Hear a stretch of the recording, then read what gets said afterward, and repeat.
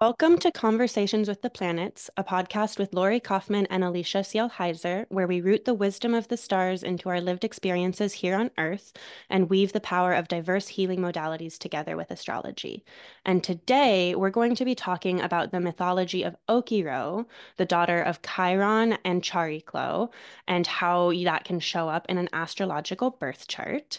And so, as I said, Okyrhoe in this podcast is the daughter of Chiron and Chariklo. There's actually at least five different characters in Greek myth who have this name. There's many different nymphs and hmm beings. So if you're doing your own research, you might come up with different stories about Okyrhoe. And there is so much power of like different myths being connected to names. So if you have the asteroid Okyrhoe prominent in your chart, you could, potentially resonate with other myths. But we'll be talking about her in relation to Chiron and Chariklo. And also, we've done several podcasts about asteroids in astrology. And so, if you're not familiar with how to work with asteroids in astrology, we have a link to our Asteroids 101 podcast down in the show notes. And I would encourage you to go listen to that before you dig into this podcast so you have a bit more of, knowing how to look up whether you have Okyrhoe in your chart and things like that. But just to talk a little about the mythology of Okyrhoe, as I've said, Chiron's daughter, and she was transformed into a horse because she told her father his exact fate. She prophesied that he would be wounded at the hand of a snake. I believe it was the Hydra, right, hmm that wounded him, Yeah, the and that serpent.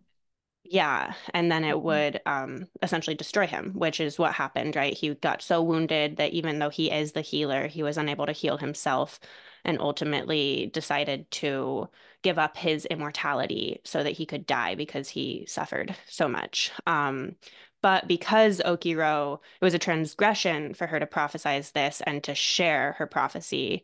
And so she was transformed into a horse and also lost her ability to speak. Um, and so, there's a lot there about the silencing of women, the silencing of femmes, the silencing of all of our intuitions, and also a lot there about how you can't escape your fate. So even if you see Mhm. what your fate is, even if you see the future, that doesn't necessarily mean that you can change it necessarily.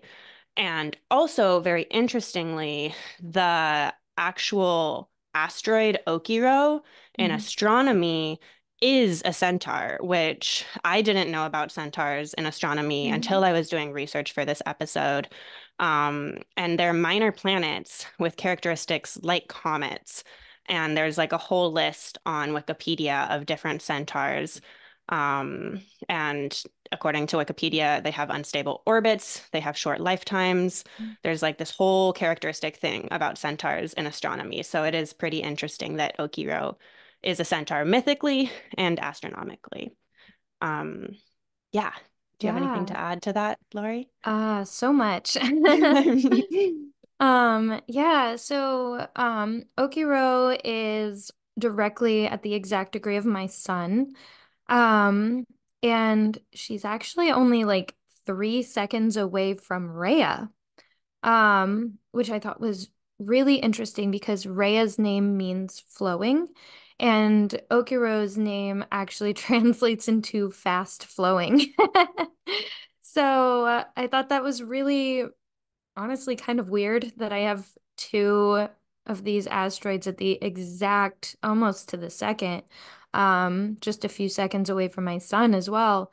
And both of their names indicate flow, or like talk about movement and flowing and the flow of water and the flow of action and movement and all of those things. So that was the first thing that I found really striking about her. And of course, when we did the Rhea and Chariklo episode, because Chariklo, Okyrhoe's mother, is directly on my Mars, which is 6 degrees away from my ascendant as well.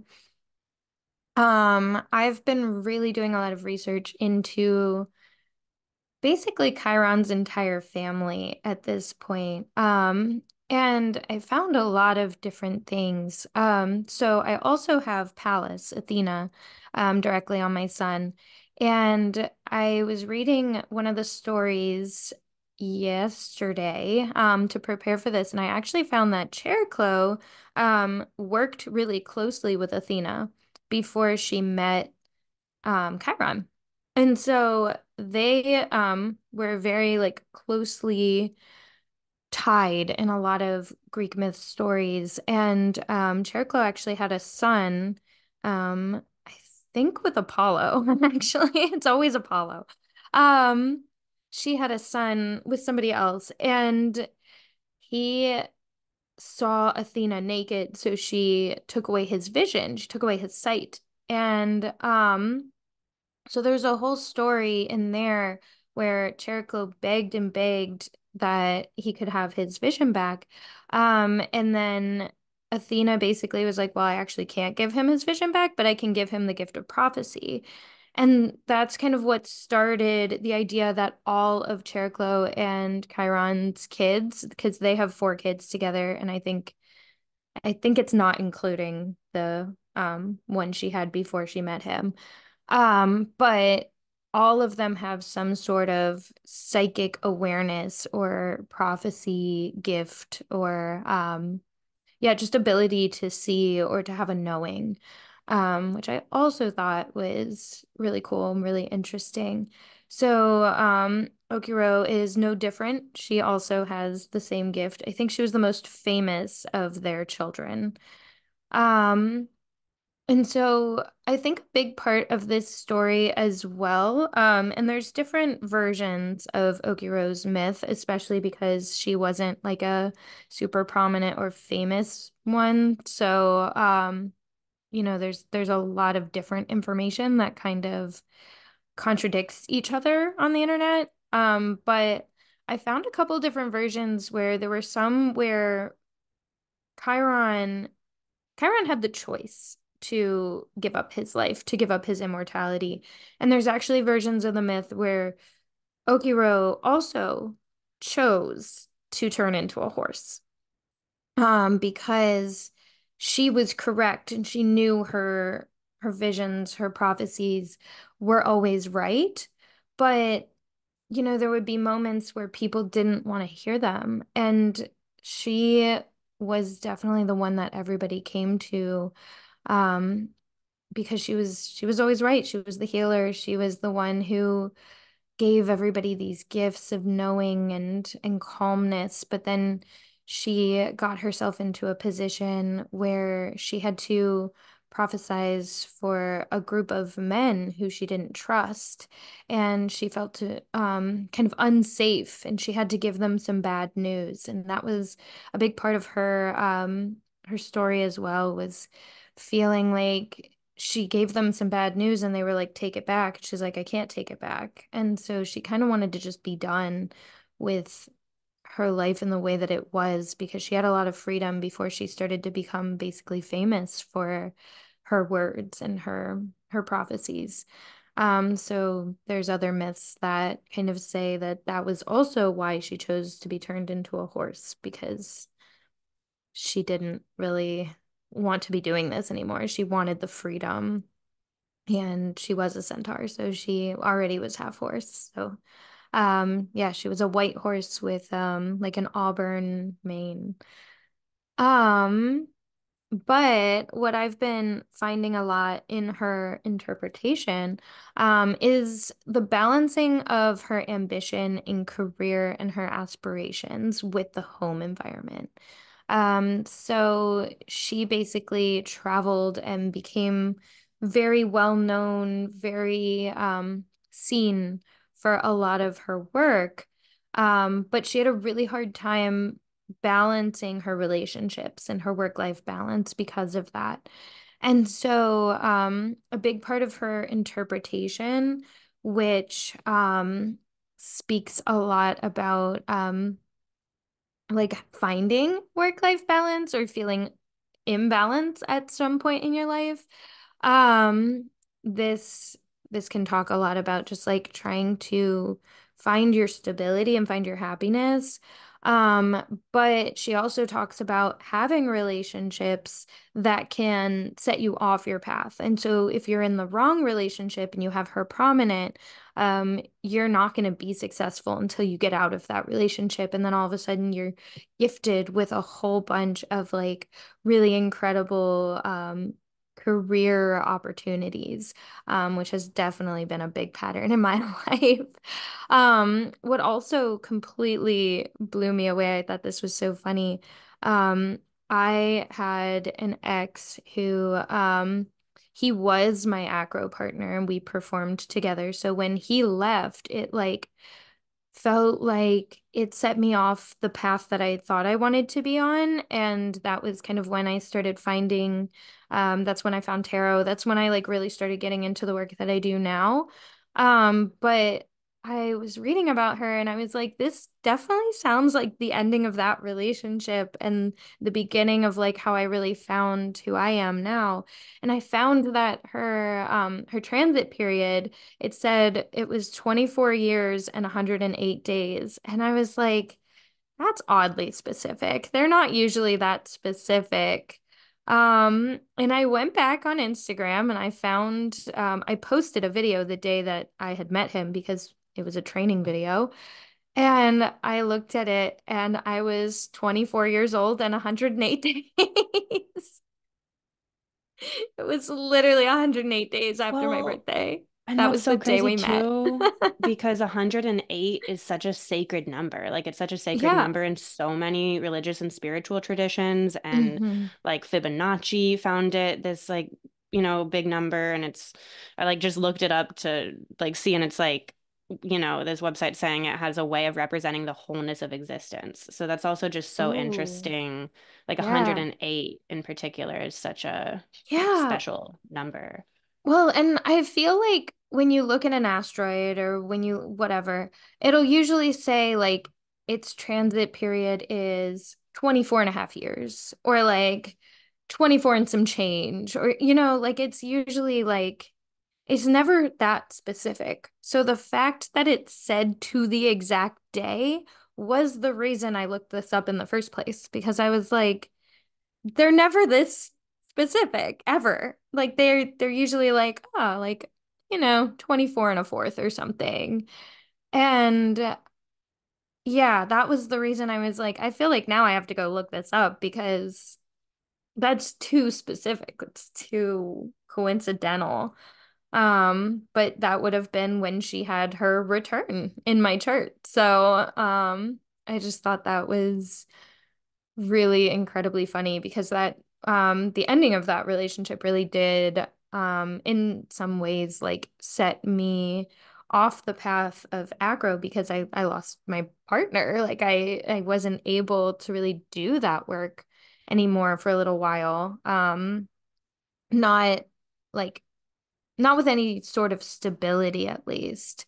And that was kind of when I had to piece together what I wanted to do next. And it wasn't too far after that I found astrology and COVID happened and I ended up taking some programs.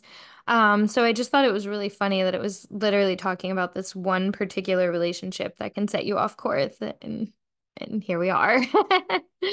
Yeah. Um, And that also just makes me think about how, like, so often in life, just in general, we end up yeah, experiencing these crises or these things that feel like they're setting us off our path right. or, taking us away from what we'd planned or intended. And, like, I mean, I just tore my ACL and I'm a skier Yeah. and skiing is my love. And now I can't, I haven't been able to ski since the end of Hmm. March and it's been a very wet and snowy spring. And now I can't ski until literally until my Saturn return ends in February. The timing of this is very literal, especially with Saturn in my sixth house and Saturn ruling the knees, and my moon is also Yeah. in the sixth. And, but it's like being taken off my path and my intentions and like not being able to serve on ski patrol next year. Like, what does Hmm. that open up for me? Instead and things that I Yeah. can't, kind of back to the fatedness that we were talking about earlier that like you can't necessarily like escape your fate. And if you're Right. trying too hard to like go down a certain path or like make certain things happen when they're not meant for you or they're not yours. I mean, skiing is definitely something that I'll, have for much of my life, if not my whole life. But what Sure. else is mine that I'm not even seeing? And then how can these crises open you up to other paths like Right. you're talking about with like more the relationship work Okyrhoe story? Yeah. um, is just, a really humbling thing to remember when things feel like they're going wrong in our lives. They might actually be getting us Going right. closer to what our path actually is. I just keep praying that like Yeah. what's meant for me be mine, and even if it can Yeah. be hard at points. Yeah, and I think that's something we talked about too in the Icarus episode a little bit, because acro for me like was something that was starting to kind of take over my life. And it was something I finally had to sit back and be like, oh, maybe this isn't like what I'm supposed to be doing to the extent in which I'm doing it, but it is still my community and how I make friends, and it is still teaching me really incredible lessons. And I mean, I just sent you a message um yesterday about how on Monday I was trying this front flip that I don't know why in my head I had it that I could do this front flip, but I was like, you know what? Now I like really feel like I need to do it.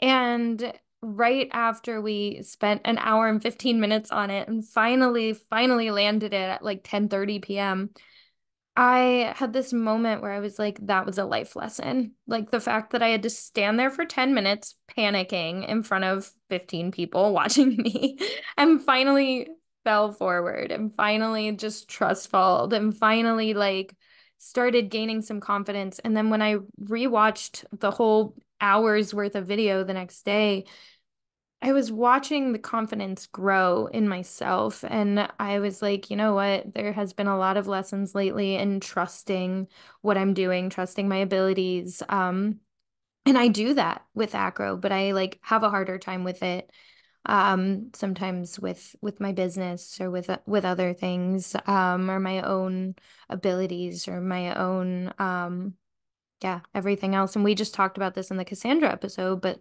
having dreams and feeling believed for your dreams and feeling like people come to you, because that's how I feel with my readings as well. Like I love being able to help people with astrology and with tarot and being able to give readings is what I feel like I'm meant to be doing. And so yeah, like as I was reading through her story and been like really studying her and working with her, it was just crazy how like even to the exact dates, like everything just felt so faded out with her.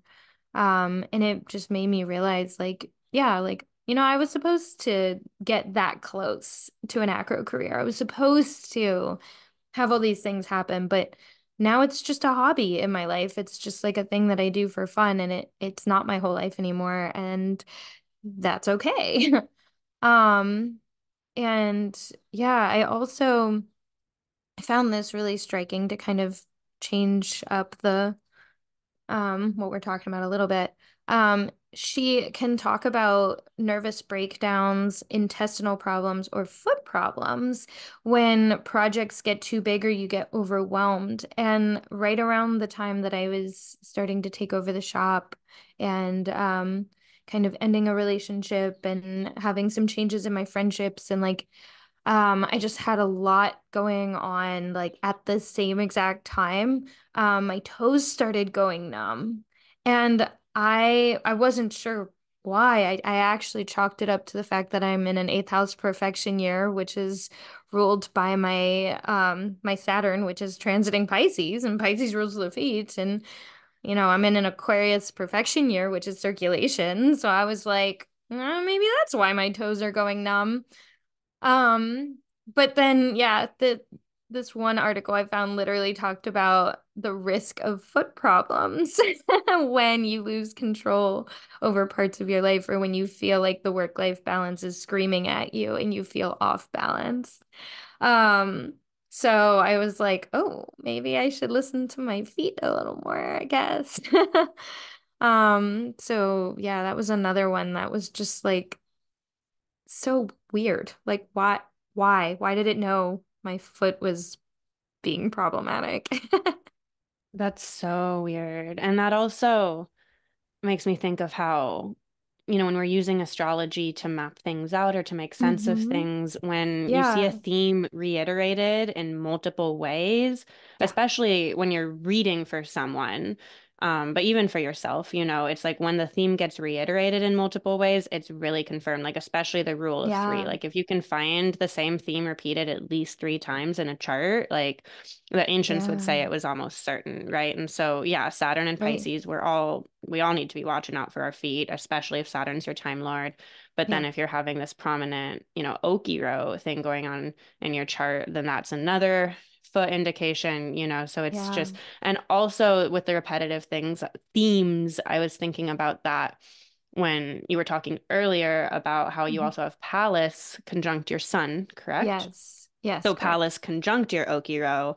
And so Right. then there's multiple themes there of prophecy and like prophets losing sight or losing their voice or Right. being able to see certain things, but then Hmm. having other skills or senses that are not as available to you as a Yeah. result of that. And Sure. and like for me, right, I have multiple things that point to underworld mythology in my chart. And Right. so because it's like, oh, I have Mercury conjunct the ascendant, I have Ceres and Adonis conjunct the ascendant, my ascendant ruler is conjunct Pluto. It's like most Hmm. certainly I will be living out underworld experiences throughout my life, connecting with my ancestors, doing things like that, right? So that's a really good way Yeah. to work with astrology when you see those themes. And that's Yeah. a way that asteroids can really enhance our astrological readings because they do give us another way of bringing, like, Understanding. exactly. Yeah. Yeah. Yeah, bringing extra archetypes that, you start playing out. And just the more I would read her story, the more I like felt so connected to her. I lost my voice really bad in high school, when I was like 17, I believe. Um, 16 or 17, I lost my voice for like basically 2 weeks. And it was it was really bad. I had to like write everything down.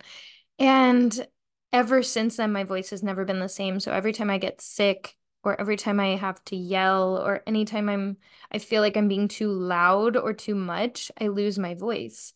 And so that's been a very literal manifestation. Um, and I also see horses all the time. Like horses have definitely been like a totem of some sort for me. I get a lot of horse symbolism. It was funny when I wrote my book, the opening story was actually about a sync with a horse. And I just get all of this like weird horse symbolism, and it always comes down to themes of freedom and being able to run, being able to flow, being able to make my own decisions. But that's basically what Okyrhoe's story is saying. And like, she can be a bit of a roller coaster if you have her prominent in your chart, especially in fire and air signs. I was seeing that she can be a little bit more difficult just because she is a horse. She is fast flowing. She is like all about speed. And so if you have it in one of the masculine or you know, not passive, the aggressive signs, the the Yeah, well, because the active signs. when you look at fire, right? Fire is always moving Right. upwards. It moves so quickly, and air as well. If I'm Yeah. like burning incense, it's moving everywhere. Right. Whereas She can water, be you way more pour it, problematic. and water goes inwards, earth goes inwards, right? So even Yeah. beyond, like, just to understand kind of how the Hmm. different elements move, like that's why fire and air are considered so fast, is because if you actually witness Yeah. the elements moving, they move much faster than earth Right. tends to move. Yeah, and I have it in Aquarius, so it's very active and it's very fast. But yeah, she can definitely be more problematic in those signs because there's already that acceleration. Um, and yeah, if she's negatively aspected or anything too, if the lessons aren't learned, you're gonna have to be put through them over and over and over, which is something she was saying as well. Like, There's going to be a lot of like costly failures. And I was reading something about how she could represent like bankruptcy if you don't do things correctly. Um, and, like there was a metaphor in one of the articles I read about her that I really liked about wearing a seatbelt. And it was like, maybe if you're gonna go on the roller coaster, like you should wear your seatbelt instead of just riding the roller coaster without your seatbelt. Um, so yeah, she definitely like had a lot of really crazy aspects to her story. Um, and yeah, I also, before I forget, wanted to point out what you always say about how the asteroids appear in your life when they're meant to.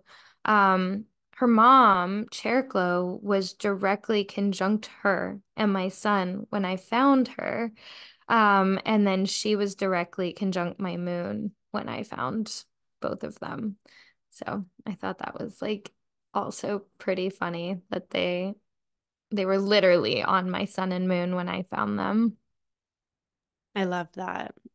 I am going Yeah. to share my screen and share an image Yeah, of Okyrhoe while we just kind of invoking her to help bring the imagery in. absolutely. Um, yeah. So this is Okyrhoe before she's turned into a horse. And this is Chiron. And so it's a painting of her predicting Chiron's fate.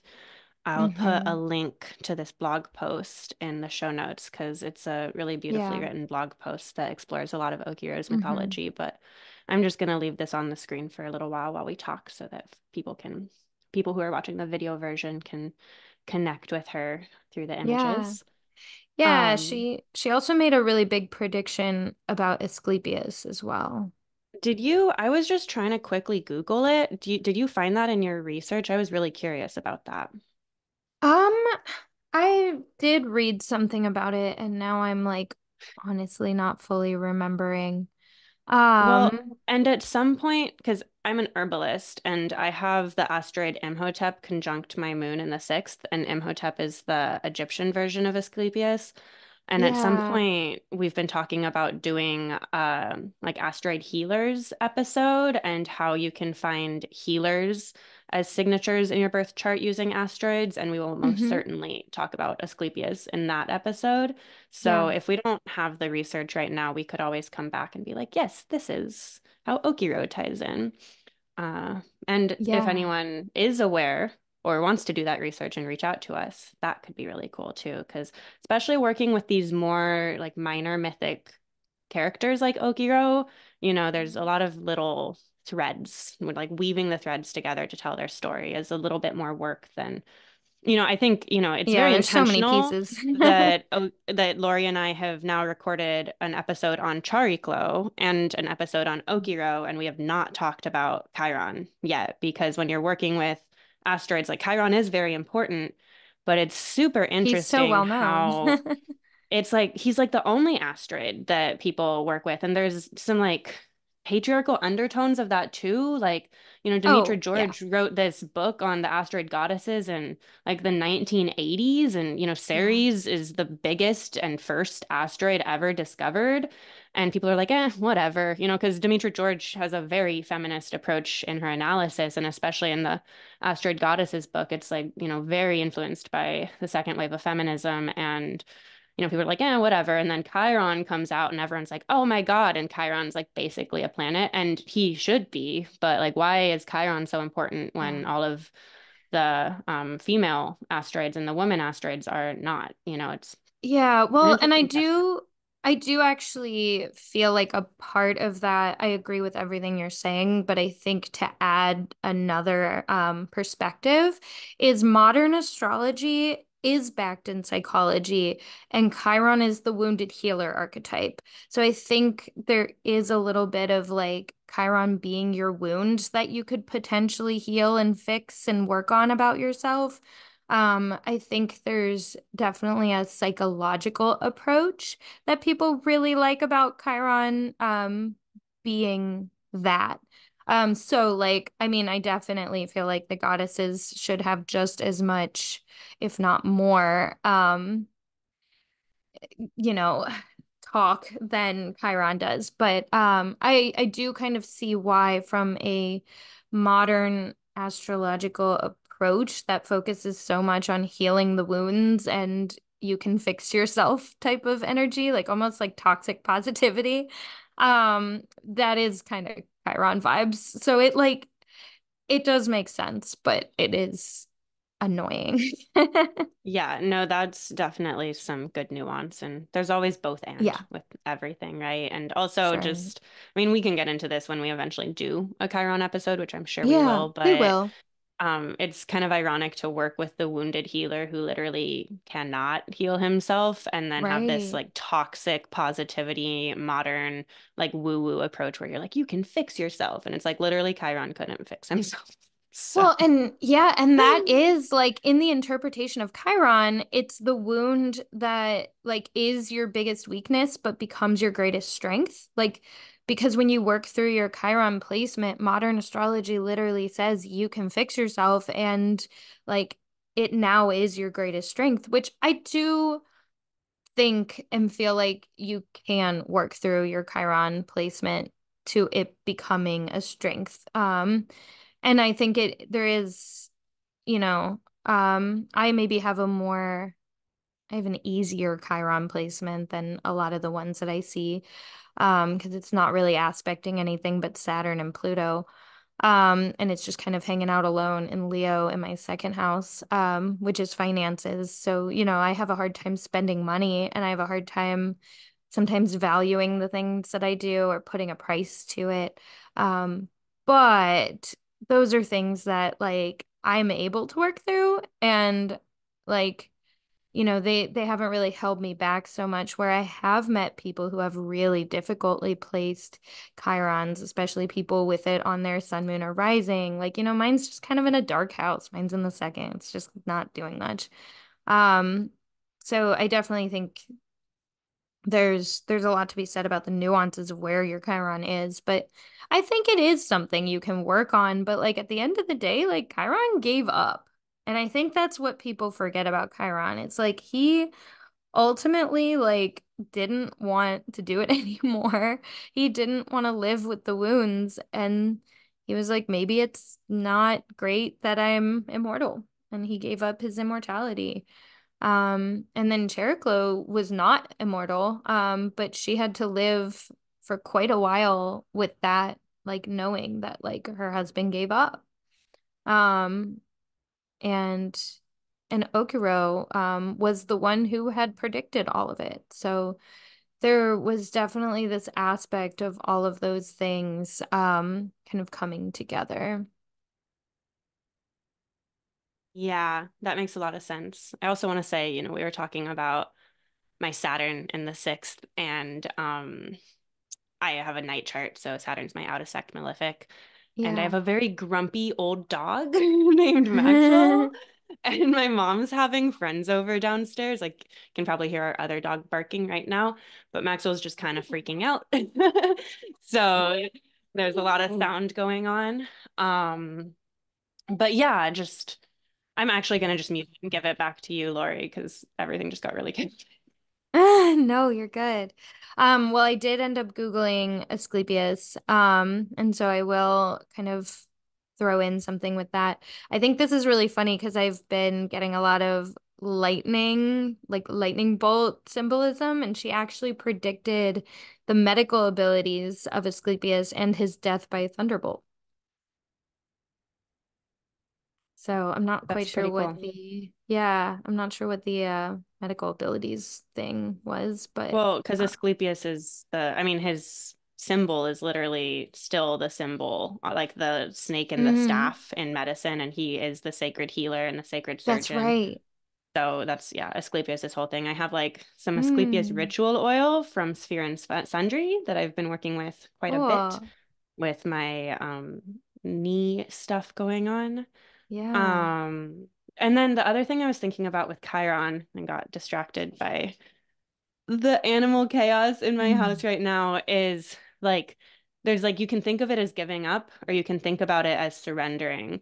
And what's really coming to Yeah. me with, how you can turn your biggest wound into your biggest strength is Hmm. surrendering to it and embracing it. And instead of trying to fix yourself or change yourself or fit into the norm, the things that make you different, the things that put you on the margin, the things that give you more difficulty are often the things that like most like really successful, powerful people are not normal. It's like Yeah. those are your greatest strengths when you embrace them and when you move past the need to like fit in or be like everyone else or have it be easy. Like life is not meant to always be easy and feel good. Right. Um, and so, it can be a great source of empowerment to kind of reimagine like, do I need to like heal this or fix this, or do I need to just allow it and lean into it Yeah. when you're working Right. with your wounds and your difficulties? Yeah, and for me, like, I mean, it seems kind of trivial and stupid compared to so many people's Chiron placements, but mine like really has manifested as a fear of spending money. And I've had to sit with that before and just be like, okay, like, and I kind of grew up with that to an extent. I think my parents don't love to spend either. And I very much was taught growing up, or not taught, but like there was basically this energy around don't spend money on experiences, save up to buy the nice house, or like because those are they would rather have the nice house and the dog and the white picket fence. But for me, I never wanted a whole lot of space. In fact, like having a big house would really freak me out, I think, because that puts my Aries moon would be like, oh my God, I have to clean it and I don't want to. And like, it's just too much surface area. I'd rather have a smaller space that feels more handleable. And I think a big piece of that as well, for me, like for some of the lessons I've had to learn was that like it's okay to take a trip. It's okay to spend money on books and on knowledge and on the things that I want to do. And those things are going to make it so people trust me. Um, in giving readings, and they're gonna come to me more and they're gonna spend more money. Like it's like the money, it flows, it comes, like, talk about fast flowing. The irony. But yeah, I think for me, like my Chiron placement has really spoken a lot about just like a fear of like, what if I spend it and then it's gone? Like then I don't have it when I need it. When in reality, like I would be fine. And so yeah, it's like I guess just learning how to work through those placements when they are difficult. That's I really hope, beautifully said. yeah, I hope all Yeah, that made sense. it made sense to me. Good. Um, Switching topics a little and just Yeah. like one thing that I also came to mind when we're talking about how Okyrhoe was silenced, right? She lost her voice for Hmm. prophesizing, for sharing the will of the gods when it wasn't, she was not given permission to. Yeah. And the other mythic being you talked about with who saw Athena and then was blinded, but then Yeah. Athena gave them the power of prophecy, and this kind of theme very often, or even, in our Cassandra episode, talking about how Cassandra had the power of prophecy and then Apollo cursed her so that no one would believe her.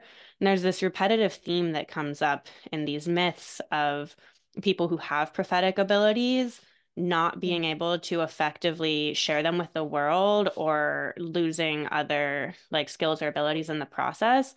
Hmm. And one thing that makes me think of is combust planets, because when planets are so close to the sun Yeah. that you can't see them, which I think combustion.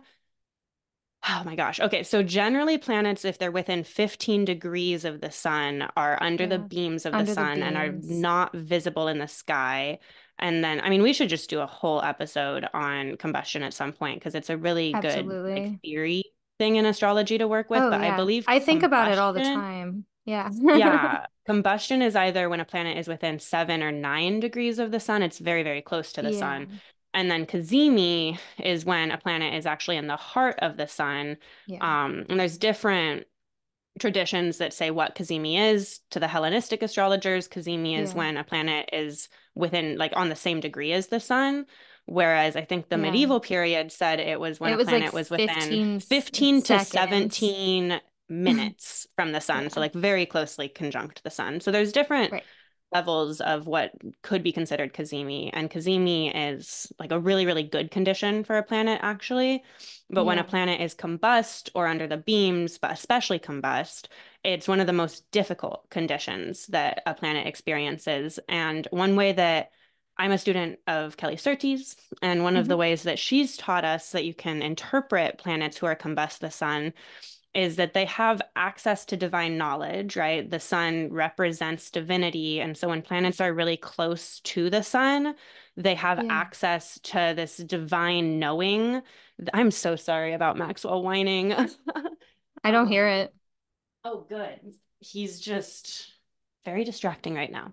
But they have access to this divine knowing of the sun by being so close to the sun. But then in astrological, like in ancient astrological traditions in particular, like sight and being able to see Mhm. planets and the planets being able to see each other through aspects is one of the most important things. And so when a planet is invisible, when you literally cannot see it in the sky because it's so close to the sun, it loses a lot of its power. And so it's like when you have a combust planet, you have Yeah. access to this divine knowledge, but a lot of times it can be really hard for you to communicate it or share Hmm. it. Um, and that just feels really relevant to what we're talking about here with Okyrhoe, what we talked about with Yeah. Cassandra, and also reiterates what I was saying earlier about when you have multiple things in your chart that point to similar themes. Like perhaps you have Yeah. a prominent planet combust the sun, and you also have Okyrhoe in a prominent place. If when you have these themes in multiple ways, it can really point to like perhaps your lived experience is that where you can Yeah. access these more prophetic, intuitive, divine ways of knowing, but then you share them with other people and they don't believe it, or you don't know how to put it into words, or, there's some sort of way where it's really hard to actually bring it into the world. So, that's one other thing that Yeah. I was reflecting on. No, and I really like what you're saying about all of that too, because I've been noticing the more I've been diving into the asteroids that I do have on my sun, which is like 100 of them. There's literally like it's so many. Um, and some are on my moon, some are on my rising, but all of the ones that I'm finding and that have like spoke to me in different ways, they have all had this theme, this underlying theme of this gift of prophecy and then somebody taking away their voice or them feeling voiceless or them feeling unheard or unlistened to. And I definitely felt that a lot when I was younger. When I was a kid, I always felt like I wanted to be heard or listened to. But I didn't really feel like people really understood me at certain points. And I don't think that's really a problem now. I think in my adult life, I've done a really good job of like just surrounding myself with people who understand me and like also have similar values and themes in their life. But I also like have a habit of like stubbornly like shutting down when people talk about things that I am not interested in. And that's definitely like something I need to work on. Not saying it's not, but I do notice it. Like when my family talks about politics, I shut down. I don't listen. I don't hear anything. And if I'm in, I don't know why I would be in this scenario, but if I was like around people who were talking about sports, shut down instantly, don't care. And um so yeah, like it that always made me feel uncomfortable and silenced, even though nobody's silencing me. No one's telling me I can't speak. But if they're talking about sports, if they're talking about a thing I don't watch or don't see or don't understand, then like I feel quieted almost. Like I feel like I don't belong. And I do think a lot of these women I'm constantly finding, they all have this underlying theme of like not feeling like they belong. And we talked about this in the Cassandra episode too, but like the dreams and having these like knowings and um like what happens when you have a dream and nobody believes you, or what happens when you have this like weird gut feeling and you don't know how to explain it to somebody, but then you try to and you were right and you're like, I don't know why I knew this, but I knew it. Um, yeah, and that just seems to be the theme that comes up over and over and over when I find these women on my sun. Yeah, absolutely. And then, we've talked Mhm. about this in other episodes, but like with myth and with story, there's so many Yeah. different threads. And so if you have Okyrhoe prominent in your chart, some of this might resonate with you, some might not Yeah. resonate with you, some might resonate with you in 10 years or 50 years, right? Especially with our birth charts. Like we have our whole lives to live out these archetypes and these myths and Hmm. these stories. And so, yeah, take what feels resonant, leave what doesn't. Yeah. It's just an invitation, to speak these beings into Yeah. existence, Well, and to, especially reshare their names. yeah, Sorry, keep. especially when they in transit. Like, if anybody does have Okiro promised prominent, um, what happened when you were 24 and 108 days, right? Like what happened when she made her return? Because it could be like a Saturn return that could have been when she was activated, or, I found her when she was directly on my moon. So like, what is going on with them in transit when you find them as well? Because that can also, indicate different times that these asteroids get lit up or, Totally. And, yeah, another thing that Kelly Surtees I've learned from her teachings is there is a big difference between natal charts and transits because when you yeah, have something prominent in your natal chart, you have your whole life to live it out. Whereas a right. transit is a much shorter period of time. So sometimes it can be a lot more intense that mythology comes into your life, but Yes. there's not as much space for like the entire myth to come into your life. So that's another way to Yeah. distinguish, with any transits, even like a Saturn or a Jupiter Yeah. transit or something else. But if it's, Yeah. just And the timing of how it comes through. yeah, I think about this a lot with solar return charts actually, because I love the idea of like you have your whole life to be your chart. So like sometimes something doesn't resonate at first, or sometimes something just hasn't been lit up yet, or there could be a whole story in your chart that just like hasn't even happened yet. But with a solar return chart, you have 1 year to play that whole chart out, right? And I always think about that. Like, how am I playing out this chart? And then 3 months before your birthday, there's always this moment of like, oh my God, I have to finish my solar return chart.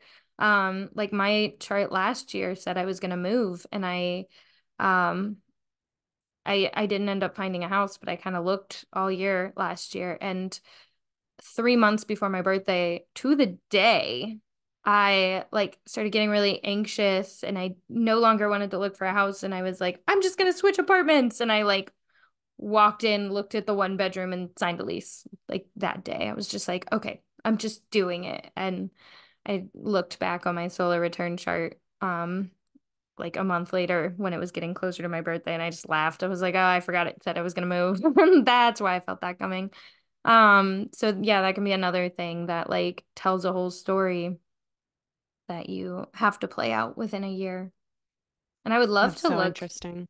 I know, I would love to look at like the asteroids in that too. Like Mhm. how, what is the year that certain asteroids came to you? What were they doing in the Well, solar like return? this year in my solar return chart, Hmm. Artemis was conjunct the ascendant. Oh, And in my birth chart, Artemis is conjunct my Mars, who is the interesting. ruler of my descendant.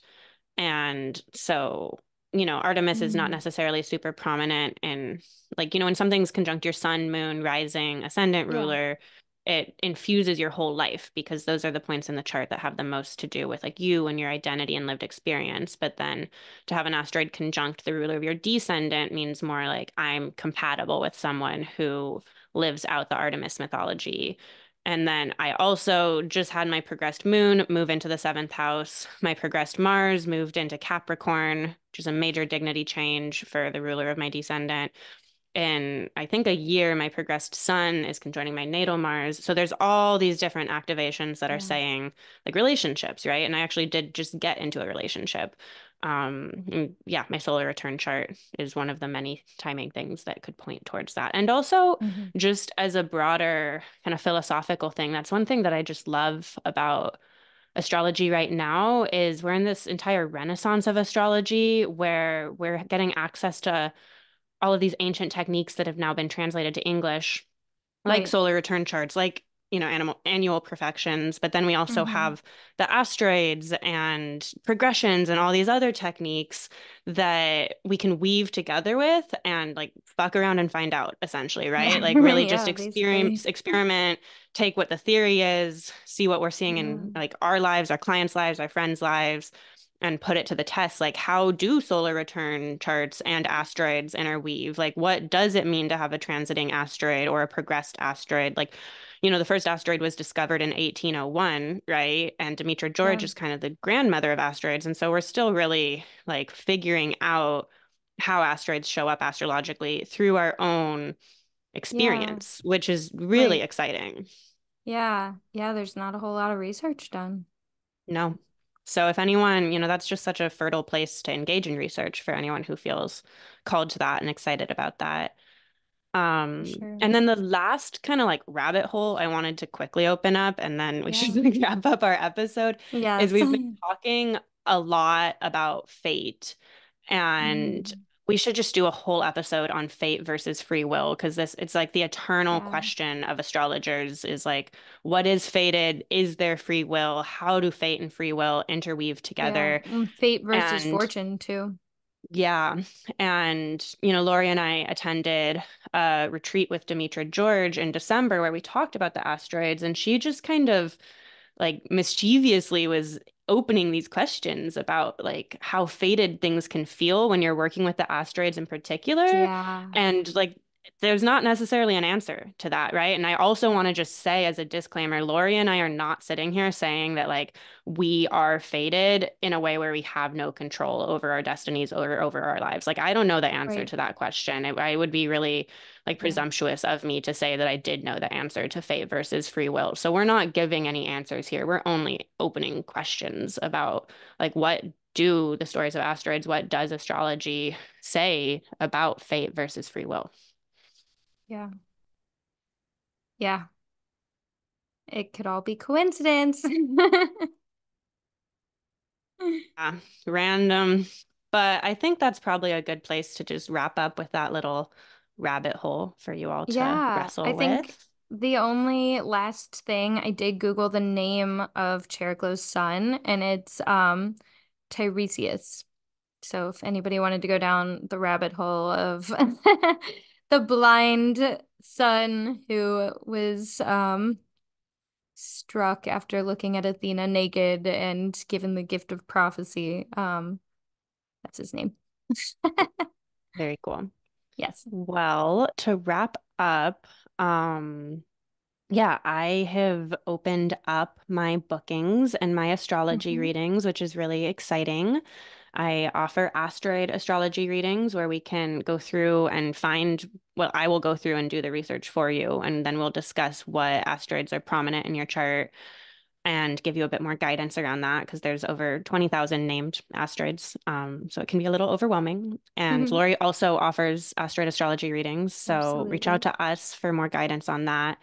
I'm an herbalist, so I offer herbal astrology readings where we can discuss your health and look at it through an astrological lens, and then also have herbal recommendations and lifestyle recommendations to support you with your constitution and your goals and all of that. And then I also offer topical astrology readings where we can talk about your natal chart as a whole, or we can talk Mhm. about, what's going on with work or relationships or specific tangible things in your life you want guidance on. And I do those in 30, 60, and 90-minute sessions. So there are mini sessions to keep it a little more accessible and affordable for folks. So that's kind of what I have going on. There's a link to my website down in the show notes. So if you're interested in reaching out and booking a reading, please do so. And what do you have going on, Lori? Um, yeah, well, things are starting to kind of smooth out with the shop a little bit. So I've been there a lot. Um, I'm hosting a big acro event now, so I've just been trying to like get my life in order a little bit. But once that's over, we have NORWAC coming up. So I'm gonna be at NORWAC, and then we're gonna be at Demetra's timing technique retreat in June. So we've got some fun things happening, fun learning opportunities. Um, Other than that, yeah, I'm just doing readings. I guess that's most of it. Gonna be just traveling a lot for the next month here. So yeah. Awesome. Yeah, I will be attending Norwalk virtually because it is my Yes. first exact Saturn return. And by And the time Saturn this said episode no. comes out, this episode will come out a day after I get knee surgery. So I will not be able to travel because I'm getting Oh, surgery like 2 weeks before Norwalk. But I'll be there virtually. And if you're there in person, go say hi to Lori. She's awesome. yeah, come say hi. Yeah. Thanks for listening, everyone.